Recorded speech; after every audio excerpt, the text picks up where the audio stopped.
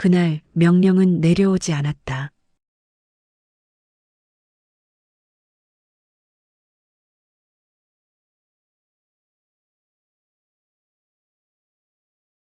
프롤로그 1961년 6월 26일 서울 새벽 공기는 유난히 무거웠습니다.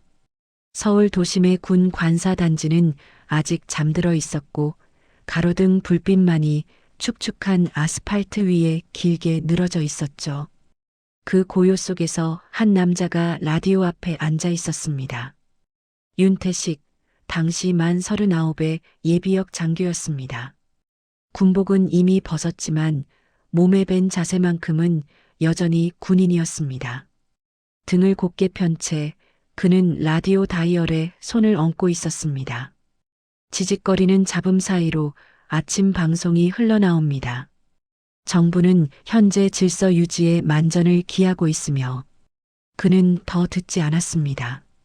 윤태식은 조용히 라디오를 껐습니다. 이미 알고 있었기 때문입니다.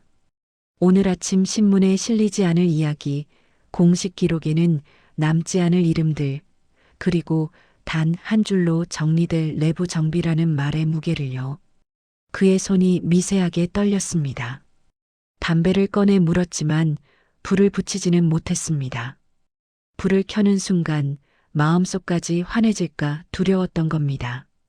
그날 새벽 누군가는 체포됐고 누군가는 지방으로 내려갔으며 누군가는 아무 일도 없었다는 듯 자리를 지켰습니다. 윤태식은 그중 어디에도 속하지 않았습니다. 그는 움직이지 않았고 명령을 받지 않았으며 결과적으로 살아남았습니다. 살아남았다는 사실이 그를 가장 괴롭혔습니다.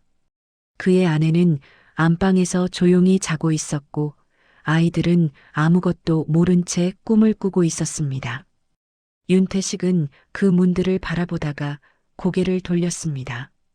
이 집을 지켜야 했습니다.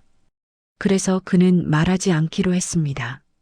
그날 새벽에 자신이 무엇을 기다렸는지 끝내 오지 않은 명령이 무엇이었는지를요. 그 선택이 훗날 그의 인생 전체를 잠식하게 될 줄은 그도 그때는 몰랐습니다. 영상 시청하기 전 구독과 좋아요를 눌러주시면 영상 제작에 큰 힘이 됩니다. 서울 육군본부 인근 다방 1961년 6월 중순 오후 초여름의 서울은 이상하리 많지 조용했습니다. 5월의 소란이 지나간 뒤였지만 도시는 아직 숨을 고르고 있는 듯했죠. 윤태식은 육군본부 인근의 오래된 다방 구석자리에 앉아 있었습니다. 군복은 입지 않았습니다. 그러나 그의 앉은 자세, 잔을 잡는 손 모양, 주변을 살피는 시선은 아직도 현역의 것이었습니다. 다방 안에는 군인들이 드문드문 앉아 있었고 누구도 큰 소리로 말하지 않았습니다. 컵과 접시가 부딪히는 소리조차 조심스러웠습니다. 윤태식의 맞은편에 앉은 이는 그보다 2살 위인 박준호 중령이었습니다. 혁명 직후 요직에 기용된 인물이었죠. 표정은 담담했지만 눈가에는 피로가 깊게 내려앉아 있었습니다. 요즘은 어떻습니까? 박준호가 낮은 목소리로 물었습니다. 윤태식은 잠시 생각하다가 짧게 답했습니다. 별일 없습니다. 사실이었습니다. 그리고 거짓이기도 했습니다. 박준호는 주변을 한번 훑어본 뒤 목소리를 더 낮췄습니다. 며칠 안에 연락이 갈 겁니다. 어디서요? 그건 저도 모릅니다. 윤태식은 웃지 않았습니다. 이런 대화에서 웃음은 위험한 신호였으니까요. 출동입니까? 그가 물었습니다. 박준호는 고개를 끄덕이지도 저어주지도 않았습니다. 대신 컵을 들어 커피를 한 모금 마셨습니다. 대기입니다. 대기요? 네. 움직이지 말고 기다리라는 겁니다. 윤태식은 그 말이 가장 위험하다는 걸 알고 있었습니다. 출동은 선택이 없고 철수는 책임이 없습니다. 하지만 대기는 모든 결과의 책임을 개인에게 남깁니다. 만약 아무 연락이 없으면요. 윤태식의 목소리가 조금 갈라졌습니다. 박준호는 그제야 윤태식을 똑바로 바라봤습니다. 눈빛에는 동정과 계산이 함께 섞여 있었습니다. 그럼 그게 명령이겠죠. 다방 문이 열리며 햇빛이 잠시 쏟아졌습니다. 두 사람은 동시에 입을 다물었습니다. 아무 일도 없는 사람들처럼 조용히 커피를 마셨습니다. 윤태식은 그날 집으로 돌아오는 길에 자신이 이미 선택의 한가운데에 서 있다는 걸 느꼈습니다. 아직 발을 내딛지 않았을 뿐이었습니다. 그리고 그 대기가 피보다 오래 남는 상처가 될 거라는 사실을 그는 아직 알지 못했습니다. 서울 육군본부 복도 1961년 6월 하순 육군본부 청사는 겉보기엔 질서정연했습니다. 복도는 깨끗했고 군화 소리는 일정했으며 벽에 걸린 표어들은 흔들림이 없었죠. 그러나 그 안에서 오가는 공기는 분명 달라져 있었습니다. 윤태식은 민간인 신분으로 출입증을 목에 걸고 천천히 복도를 걸었습니다. 그의 목적은 단순했습니다. 예편 서류 정리, 그리고 몇몇 선배들에게 형식적인 인사를 하는 일이었죠. 그러나 그는 알고 있었습니다. 이곳에 발을 들이는 순간 그는 다시 군의 시선 안으로 들어온다는 것을요. 사무실 문 하나를 지나칠 때마다 안에서는 대화가 뚝 끊겼습니다. 서류 넘기는 소리만 과장되게 커졌습니다. 윤태식은 고개를 숙이고 걷다가 익숙한 목소리를 들었습니다. 명단이 바뀌었다고요? 쉿, 조용히 하세요. 문틈 사이로 스며든 말들은 끝까지 이어지지 않았습니다. 그러나 끊긴 말들 사이에 담긴 의미는 충분했습니다. 그는 잠시 걸음을 멈췄습니다. 벽에 기대서서 담배를 꺼냈다가 다시 주머니에 넣었습니다. 이곳에서는 담배 연기조차 기록으로 남을 수 있었습니다. 복도 끝에서 하급 장교 둘이 낮은 목소리로 이야기를 나누고 있었습니다. 이번엔 진짜라던데. 누가요? 위에서요. 아니, 위라고 하기엔 애매한. 말은 흐려졌고 둘은 윤태식을 발견하자 동시에 입을 다물었습니다.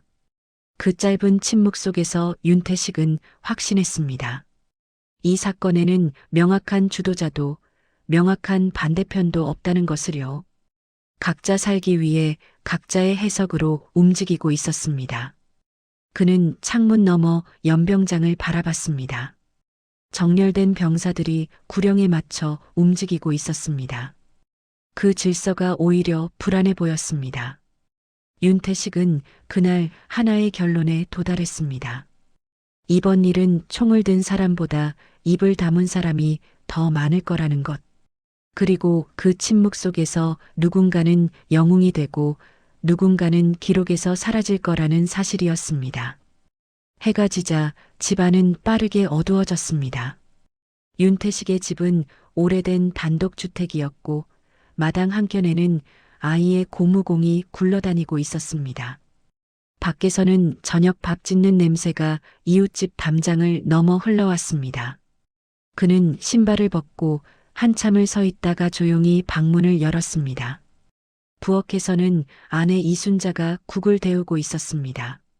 마흔을 앞둔 그녀의 얼굴에는 늘 그렇듯 근심이 옅게 깔려 있었지만 그날은 유난히 남편의 눈치를 보고 있었습니다. 오늘은 좀 늦으셨네요. 윤태식은 대답 대신 고개만 끄덕였습니다. 말을 꺼내는 순간 자신이 어디까지 말해도 되는지 판단할 수 없었기 때문입니다. 식탁에 앉자 아이 둘이 먼저 숟가락을 들었습니다. 집안은 평소와 다르지 않았지만 그는 그 평범함이 오래가지 않을 거라는 예감에 사로잡혀 있었습니다. 당분간은 그가 입을 열었다가 멈췄습니다. 이순자의 손이 잠시 멈췄습니다. 그녀는 아무 말도 하지 않았지만 이미 무언의 질문을 던지고 있었습니다. 집에 자주 못 들어올 수도 있어요. 그 말은 사실이기도 했고 예방이기도 했습니다. 아이들은 의미를 이해하지 못한 채밥만 먹고 있었고 이순자는 조용히 국을 떠주었습니다. 또 무슨 일이에요? 그녀의 목소리는 최대한 담담했습니다. 윤태식은 고개를 숙인 채 밥알을 흩뜨렸습니다. 그는 군인이었고 가장이었지만 이 순간만큼은 아무것도 설명할 수 없는 사람이었습니다. 아직 정해진 건 없어요. 이순자는 더 묻지 않았습니다. 묻지 않는 것이 집을 지키는 방법이라는 걸 그녀 역시 알고 있었기 때문입니다. 식사가 끝난 뒤 윤태식은 마당으로 나왔습니다. 어둠 속에서 담배에 불을 붙였습니다. 불꽃이 잠깐 그의 얼굴을 비췄다가 사라졌습니다. 그는 스스로에게 물었습니다. 만약 명령이 내려오면 나는 어디로 갈 것인가? 그리고 돌아올 수 있을 것인가? 그 질문에는 아무도 답해주지 않았습니다. 그날 밤 윤태식은 끝내 잠들지 못했습니다. 그리고 이 저녁이 그가 가족과 나눈 마지막 아무 일 없는 식사가 될지도 모른다는 생각을 떨쳐내지 못했습니다. 1961년 6월 25일 밤, 군 연락소 지하 대기실에는 창문이 없었습니다. 시간이 흐르고 있는지 조차 느끼기 어려운 공간이었죠. 형광등 불빛은 희미했고 공기는 눅눅했습니다. 윤태식은 벽에 기대 앉아 있었습니다. 정식 호출은 아니었습니다. 혹시 모르니 얼굴만 비춰두라는 연락. 명령이라기보다는 보험에 가까운 말이었죠. 대기실에는 5명의 남자가 더 있었습니다. 모두 계급도 소속도 제각각이었지만 공통점이 하나 있었습니다. 지금 이 자리에 왜 있는지 아무도 정확히 설명하지 못한다는 점이었습니다. 누군가는 줄 담배를 피웠고 누군가는 물컵만 만지작거렸습니다. 대화는 길지 않았습니다. 몇 시쯤이랍니까? 모른답니다. 오늘이 맞긴 한 겁니까? 질문은 늘 같은 자리에서 맴돌았고 답은 끝내 도착하지 않았습니다. 윤태식은 시계를 내려다봤습니다. 초침 소리가 유난히 크게 들렸습니다. 그 소리가 머릿속을 긁고 지나가는 느낌이었습니다. 자정이 가까워지자 누군가 신경질적으로 웃었습니다. 이러다 아무 일 없이 끝나는 거 아닙니까? 아무도 웃지 않았습니다. 아무 일 없이 끝나는 것이 가장 위험한 결말이라는 걸 그들은 이미 알고 있었기 때문입니다. 벽 너머에서 발소리가 들리면 모두 동시에 고개를 들었습니다. 그러나 발소리는 늘 다른 방향으로 사라졌습니다. 윤태식은 그 밤에 이상한 감각을 느꼈습니다. 무언가가 이미 끝났다는 느낌. 하지만 누구도 그 사실을 공식적으로 말해주지 않는 상태. 새벽 2시를 넘기자 연락병이 내려왔습니다. 젊은 병사는 종이를 들고 있었지만 읽지 않았습니다. 오늘은 여기까지입니다. 그게 무슨 말입니까? 귀가하셔도 됩니다. 윤태식은 자리에서 일어나며 마지막으로 물었습니다. 그럼 명령은요? 병사는 잠시 망설이다가 고개를 숙였습니다. 없습니다. 그 한마디가 그날 밤을 그리고 그의 인생을 완전히 갈라놓았습니다. 대기실을 나서며 윤태식은 알 수 없는 허탈감에 휩싸였습니다. 살아남았다는 안도와 버려졌다는 감각이 동시에 밀려왔습니다. 그날 밤 아무 일도 일어나지 않았습니다. 적어도 공식적으로는요. 1961년 6월 26일 새벽, 윤태식은 잠들지 못한 채 새벽을 맞았습니다. 종로의 허름한 하숙방 천장은 오래된 얼룩으로 가득했고 전등줄은 미세하게 흔들리고 있었습니다. 눈을 감아도 지하 대기실의 형광등이 떠나지 않았습니다. 새벽 4시를 조금 넘겼을 무렵 문을 두드리는 소리가 들렸습니다. 정중하지도 급하지도 않은 이상할 만큼 절제된 두드림이었습니다. 그는 천천히 문을 열었습니다. 밖에는 군복을 입은 후배 장교 하나가 서 있었습니다. 얼굴이 창백했고 입술이 말라 있었습니다. 선배님 그 한마디에 윤태식은 이미 알아차렸습니다. 무언가가 시작됐다는 것을요. 방 안으로 들어온 후배는 한동안 말을 잇지 못했습니다. 그 사이 라디오에서는 아침 뉴스 시그널 음악이 흘러나왔습니다. 어젯밤에 누가요? 윤태식의 질문은 짧았습니다. 길게 들을 준비가 되어 있지 않았기 때문입니다. 김소령, 이중령, 박중령도요. 박준호의 이름이 나오자 윤태식의 손이 움찔했습니다. 며칠 전 다방에서 커피를 마시던 얼굴이 머릿속을 스쳐 지나갔습니다. 체포입니까? 네. 일부는 바로 연행됐고 일부는 대기 발령이라 합니다. 윤태식은 아무 말도 하지 않았습니다. 그 침묵 속에서 후배는 더 낮은 목소리로 덧붙였습니다. 선배님 이름도 명단에 있었답니다. 있었다고요? 그런데 최종본에는 없었습니다. 그 말은 안도도 위로도 아니었습니다. 오히려 더 깊은 구렁으로 밀어넣는 말이었습니다. 이유는요? 윤태식이 물었습니다. 후배는 고개를 저었습니다. 이유를 묻는 것 자체가 위험하다는 표정이었습니다. 오늘 아침 신문에는 일부군 내부 동향 정리라고만 나올 겁니다. 후배가 떠난 뒤 윤태식은 라디오 볼륨을 높였습니다. 뉴스에서는 정말로 아무 일도 없었다는 듯한 목소리가 흘러나왔습니다. 그는 창가에 서서 동이 트는 서울을 내려다봤습니다. 평소와 다를 것 없는 아침. 사람들은 출근을 준비하고 노점상은 좌판을 폈습니다. 그 평온함 속에서 윤태식은 처음으로 명확히 느꼈습니다. 자신이 의도치 않게 누군가의 자리를 대신 차지하고 있다는 사실을요. 그날 이후 그는 사람들의 이름을 쉽게 부르지 못하게 되었습니다. 서울 1961년 여름밤. 여간방에는 밤낮의 구분이 흐릿했습니다. 커튼은 늘 닫혀 있었고 전등은 꺼진 적이 거의 없었습니다.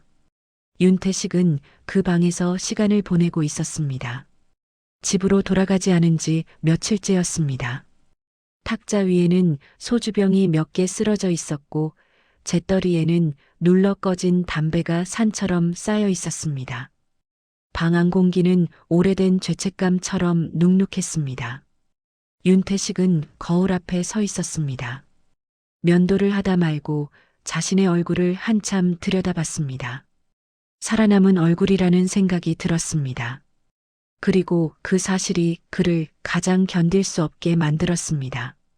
그는 갑자기 웃음을 터뜨렸습니다. 이유 없는 웃음이었습니다. 웃다가 숨이 막히자 침대에 주저앉았습니다. 아무것도 안 했을 뿐인데 그의 목소리는 자기 자신에게 조차 변명처럼 들렸습니다. 밤이 깊어질수록 그의 머릿속에는 이름들이 떠올랐습니다. 박준호, 김소령, 이중령 하나같이 신문에서는 찾을 수 없는 이름들이었습니다.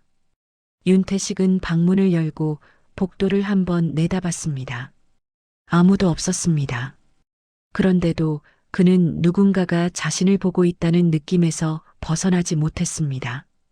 그날 밤 그는 몇 번이나 전화기를 들었다가 내려놓았습니다. 아내에게 전화하려 했고 어떤 동료에게 연락하려 했으며 심지어는 스스로를 신고해야 하나 그런 생각까지 스쳤습니다. 하지만 그는 아무데도 걸지 않았습니다. 그는 침대에 누운 채 눈을 뜨고 밤을 버텼습니다. 잠들면 그날 새벽 대기실로 다시 돌아갈 것 같았기 때문입니다. 새벽이 다가오자 윤태식은 결심했습니다. 이 상태로는 집으로 돌아갈 수 없다는 걸요. 가족 앞에서 이 얼굴을 보여줄 수 없다는 걸요. 그의 고립은 그날부터 시작됐습니다. 사람을 피했고 낮을 피해 밤에 움직였으며 살아있다는 사실을 스스로 벌처럼 받아들이기 시작했습니다. 서울 국립도서관 열람실 1985년 가을 오후. 시간은 많은 것을 덮어주지만 모든 것을 없애주지는 않습니다. 윤태식은 백발이 성성한 노인이 되어 국립도서관 열람실 한켠에 앉아 있었습니다. 그의 앞에는 1961년 6월자 신문을 묶은 마이크로필름이 놓여 있었습니다. 돋보기 너머로 보이는 활자들은 놀라울 만큼 차분했습니다. 군 내부 일부 동향 정리그 한 줄 아래에는 아무 이름도 없었습니다. 윤태식은 천천히 페이지를 넘겼습니다. 그날 체포된 사람들, 강제 전역당한 사람들 이유 없이 사라진 사람들의 흔적은 어디에도 없었습니다. 그는 웃음이 나왔습니다. 쓴 웃음이었습니다. 자신이 기억하는 그날은 이 활자들보다 훨씬 시끄럽고 훨씬 피로 얼룩져 있었기 때문입니다. 옆자리에서 젊은 대학생이 조용히 속삭였습니다. 할아버지, 혹시 그 사건 아세요? 어떤 사건 말입니까? 그 6월에 있었던 거요. 책에는 잘 안 나오는. 윤태식은 잠시 말을 잃었습니다. 그리고 아주 천천히 고개를 저었습니다. 책에 안 나오는 일은 대개 기억해선 안 되는 일이지요. 학생은 아쉬운 얼굴로 돌아섰고 윤태식은 다시 필름을 돌렸습니다. 그날의 자신도 이 기록 속에서는 존재하지 않았습니다. 그는 그제야 깨달았습니다. 자신이 살아남은 대가가 기억에서 조차 지워지는 것이므려. 서울 변두리 아파트 1987년 겨울 밤. 윤태식의 아들 윤민호는 아버지의 서재를 정리하고 있었습니다. 퇴근 후 잠시 들른 집이었고 아버지는 병원에 입원한 상태였습니다. 집안은 오래 비워둔 사람의 냄새가 났습니다.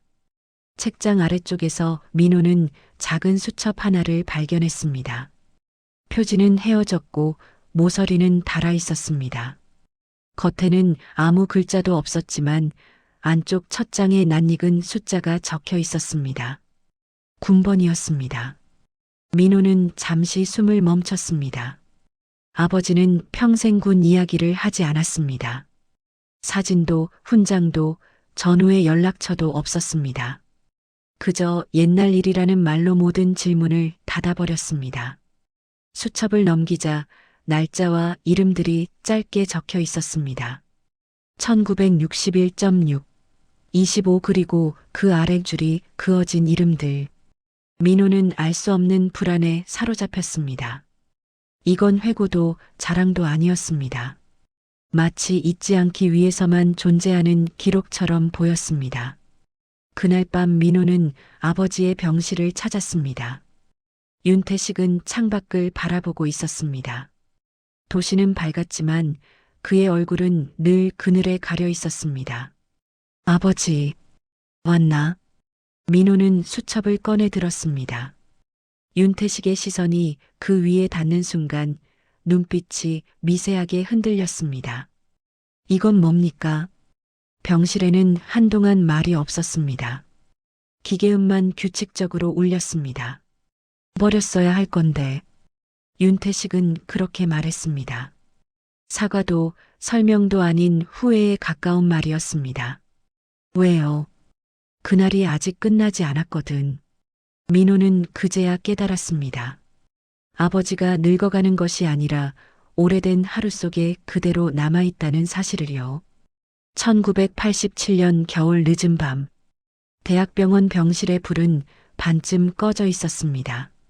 창밖에서는 간간히 자동차 경적 소리가 들려왔고 복도 끝에서는 간호사의 발걸음이 희미하게 울렸습니다. 윤태식은 베개를 조금 세워 앉아 있었습니다.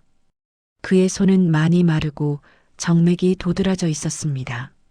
시간이 그의 몸을 설득해가고 있었습니다. 윤민호는 침대 옆 의자에 앉아 아버지를 바라보고 있었습니다.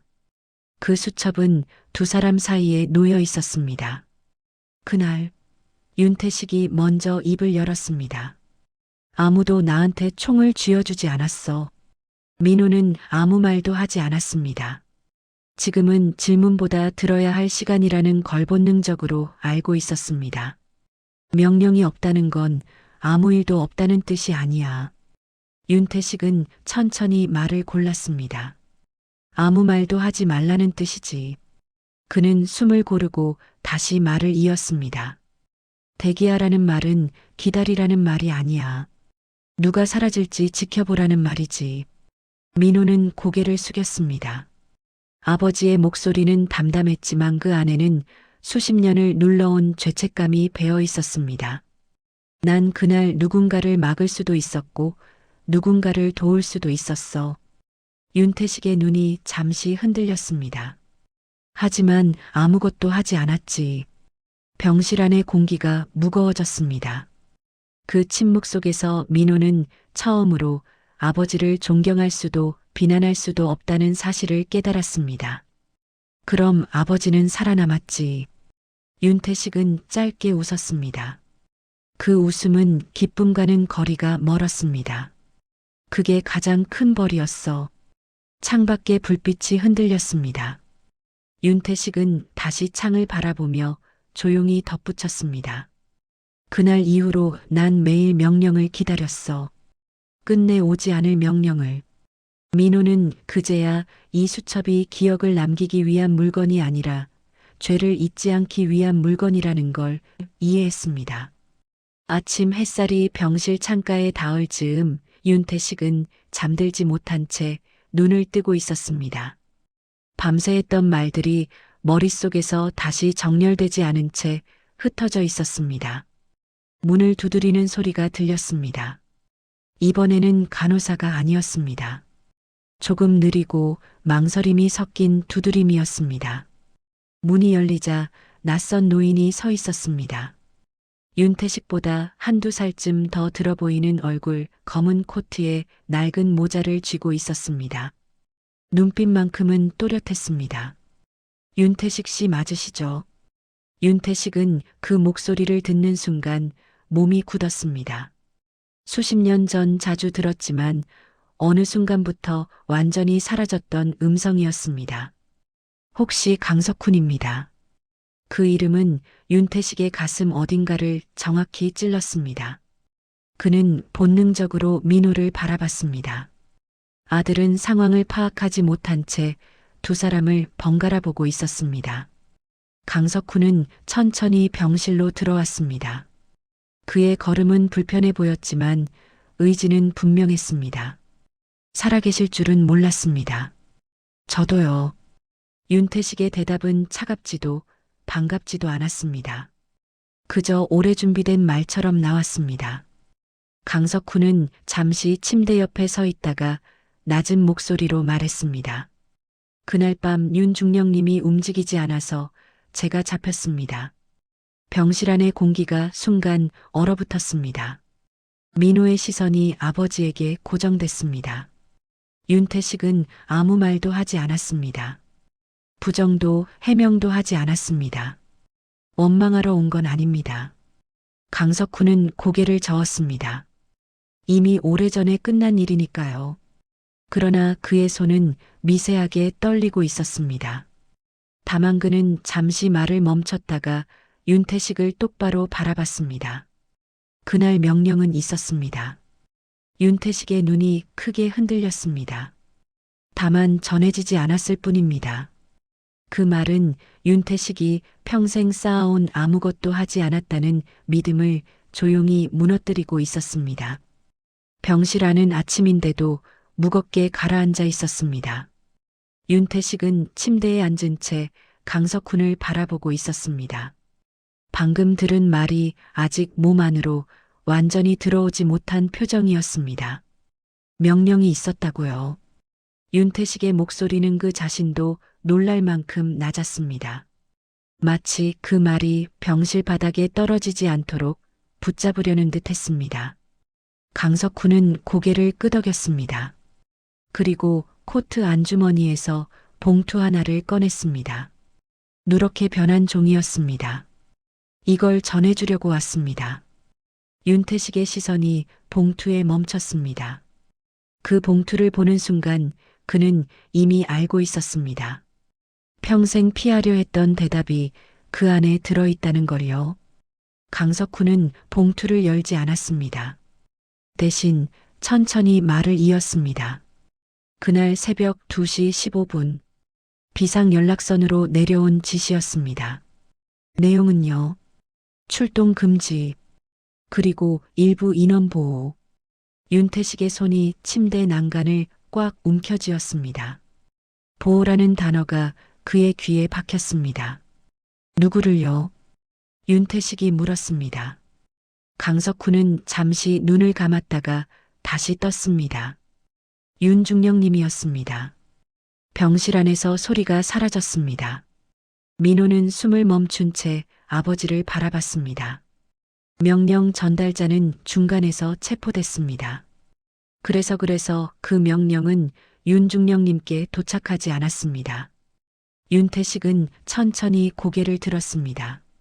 지금까지 자신이 붙잡고 있던 나는 선택하지 않았다는 믿음이 무너지고 있었습니다.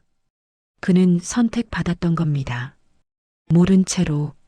그럼 당신은? 윤태식의 목소리가 떨렸습니다. 전 그 명령을 대신 받았습니다. 강석훈은 담담하게 말했습니다. 보호 대상이 아니었으니까요. 민호는 그제야 이해했습니다. 아버지의 생존이 우연이 아니었다는 것을, 그리고 누군가의 희생 위에 세워졌다는 사실을요. 윤태식은 입술을 떨며 말했습니다. 그럼 난 살려고 침묵한 게 아니었군요.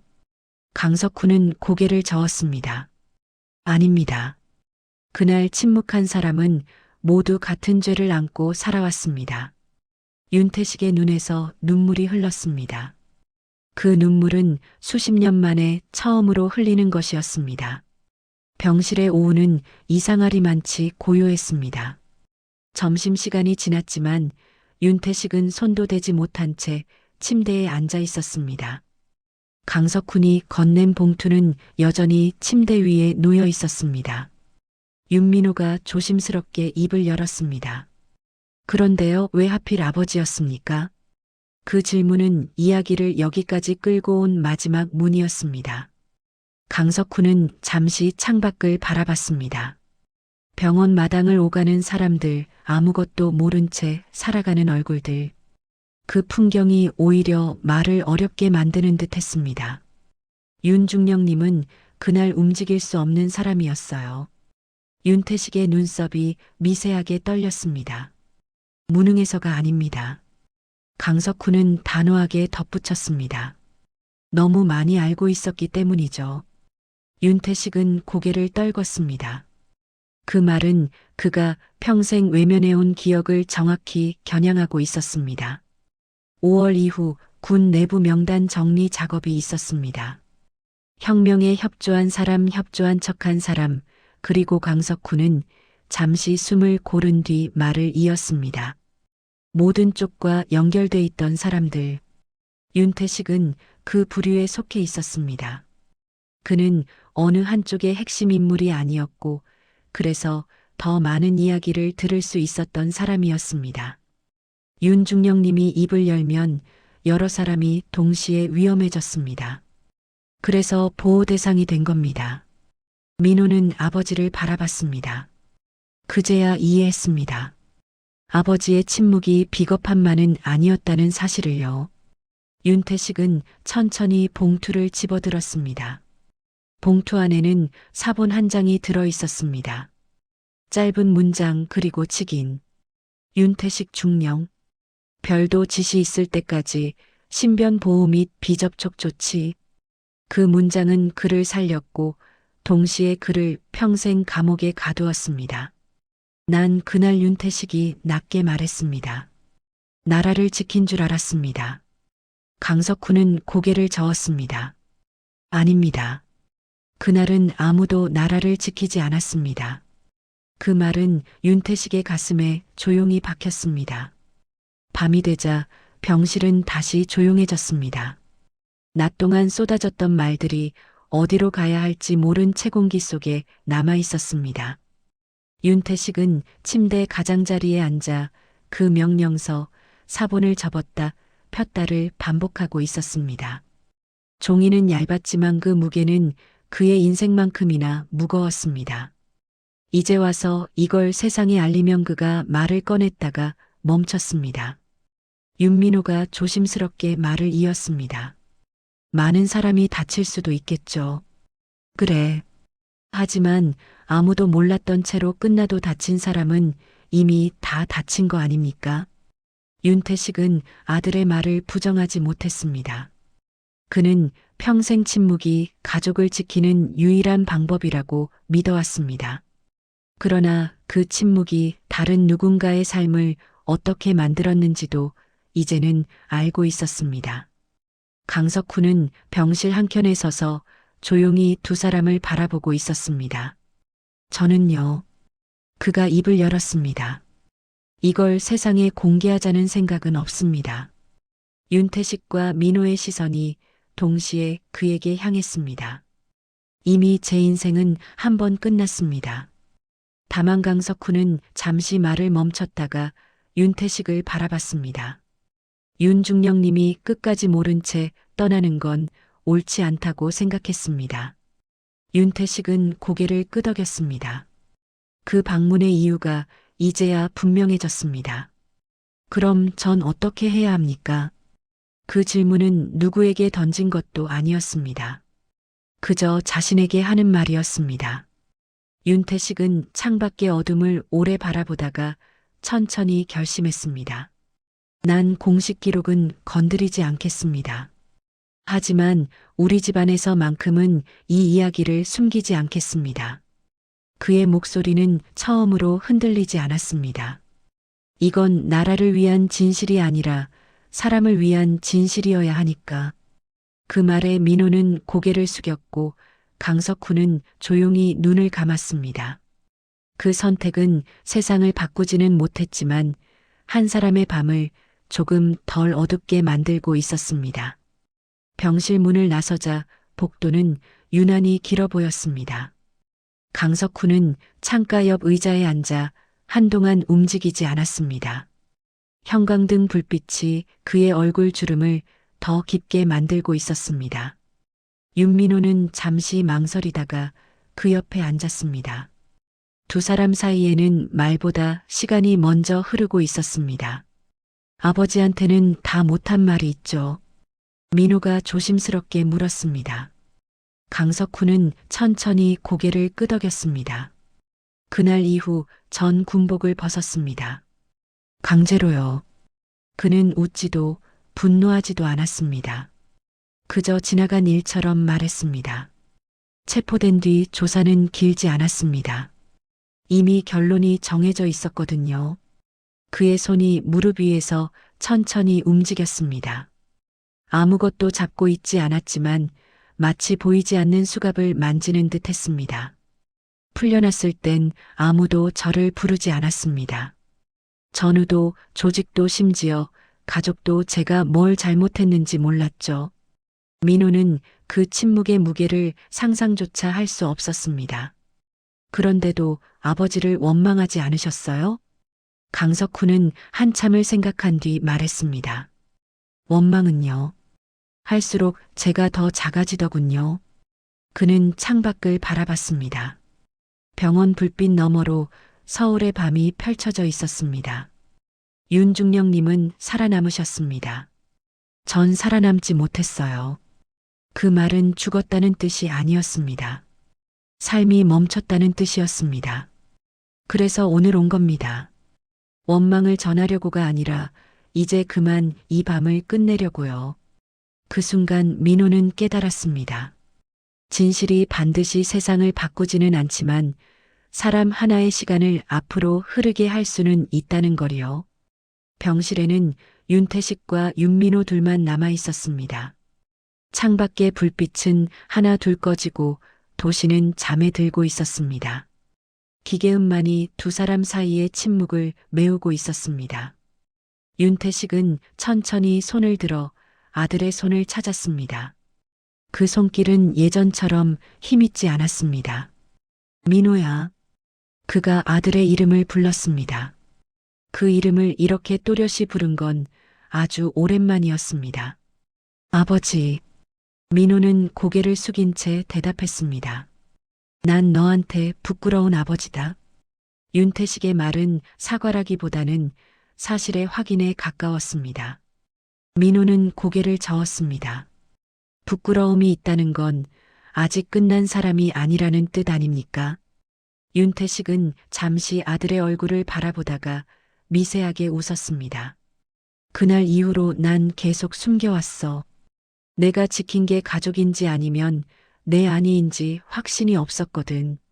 그는 침대 옆 서랍에서 그 낡은 수첩을 꺼냈습니다.